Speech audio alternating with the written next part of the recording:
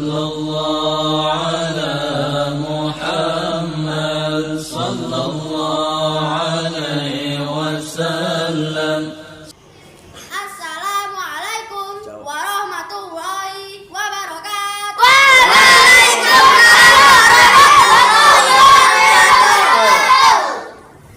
Alhamdulillahirabbil alamin. Assalatu wassalamu ala asyrofil anbiya'i wal mursalin wa ala alihi washabihi ajmain, amma ba'du.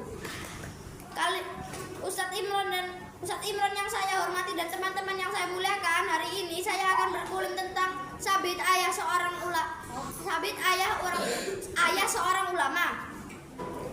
Bermula di daerah Kufa bertahun-tahun silam, sebuah apel yang ranum jatuh dari pohonnya, lalu dipungut oleh pemuda yang lapar. Pemuda itu bernama Sabit. Saat itu ia sedang mencuci pakaian di sungai, lalu ia pun menemukan apel itu. Lalu ia pun memakannya. Sebelum memakannya, ia mengucapkan Bismillahirrohmanirrohim, lalu ia memakannya. Saat apel itu tersisa separuh, ia baru menyadari bahwa apel itu bukan miliknya. Lalu ia pun segera mencari pemilik kebun, dan ia pun bertemu dengan penjaga kebun. Lalu ia pun meminta maaf kepada penjaga kebun itu karena ia sudah memakan apelnya. Tapi penjaga kebun itu berkata bahwa apel itu bukan miliknya karena apel itu adalah milik majikannya. Jika ingin sampai ke rumah majikannya bisa sampai berhari-hari, maka akhirnya Sabit pun ke rumah majikannya dengan mengikuti arah yang ditunjukkan oleh sang penjaga.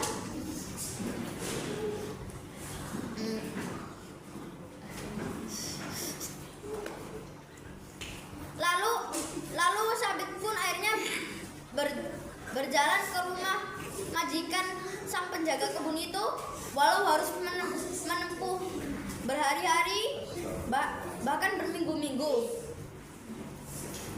Lalu setelah tiba di rumah majikan sang penjaga kebun,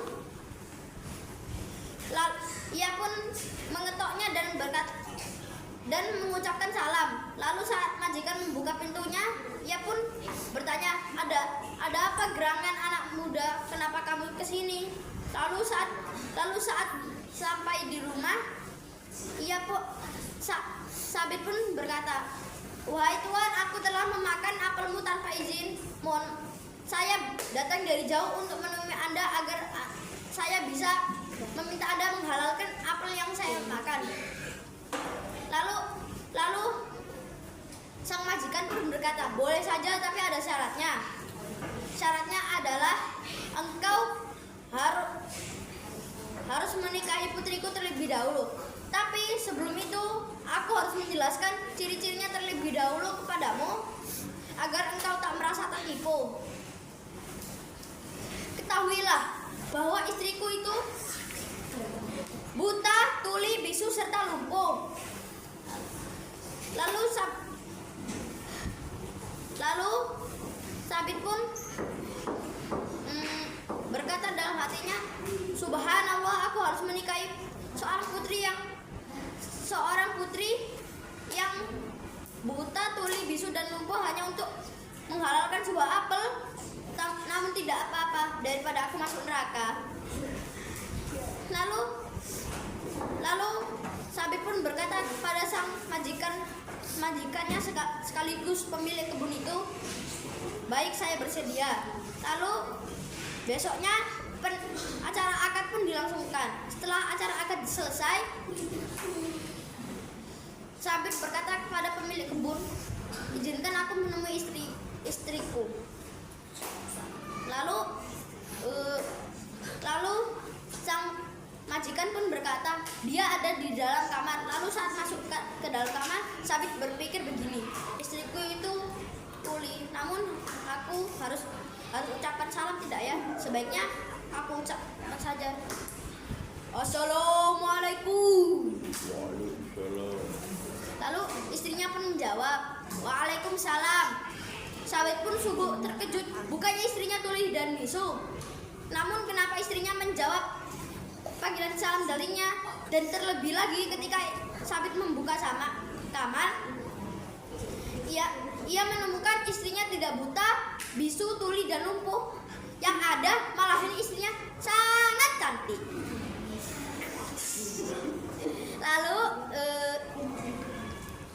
Lalu Sabit belum habis rasa keheranannya, sang istri pun bertanya, "Apa engkau sudah sholat?"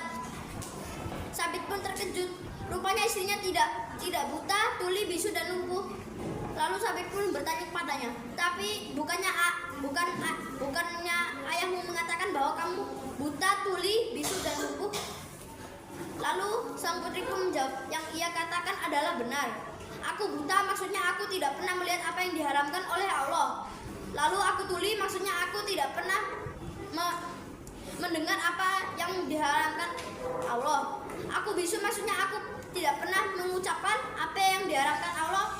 Aku lumpuh, maksudnya aku tidak pernah melangkah ke tempat yang dilarang dan diharamkan Allah." Sabit pun menangis terharu karena ternyata sang pemilik kebun tidak salah menikahkannya dengan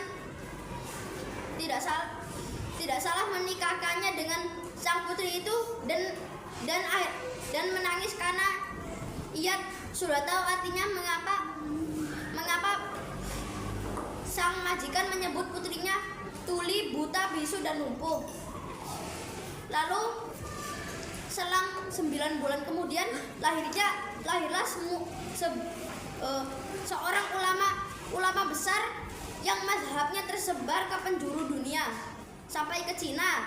Ialah Imam Abu Hanifah. Hikmah dari kulim ini adalah walau berat untuk melakukannya, maka lakukanlah jika itu memang usahamu untuk melakukan sebuah kebaikan, sekalipun syaratnya sangat berat. Sekian kulim dari saya.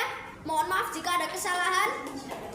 Jika ada salah, maka itu datangnya dari saya. Namun jika ada kebenaran, itu datangnya dari Allah. Wassalamualaikum